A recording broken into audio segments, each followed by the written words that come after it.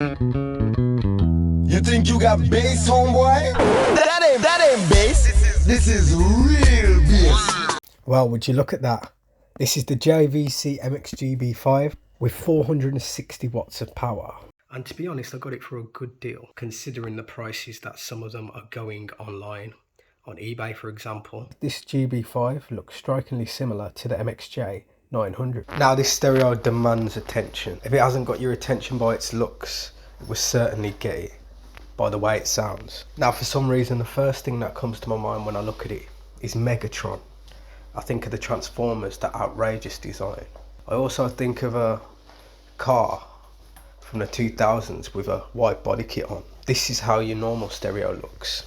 This is how JVC stereos from the early 2000s look. Now, it's in good condition, to be honest. There's nothing broken on it.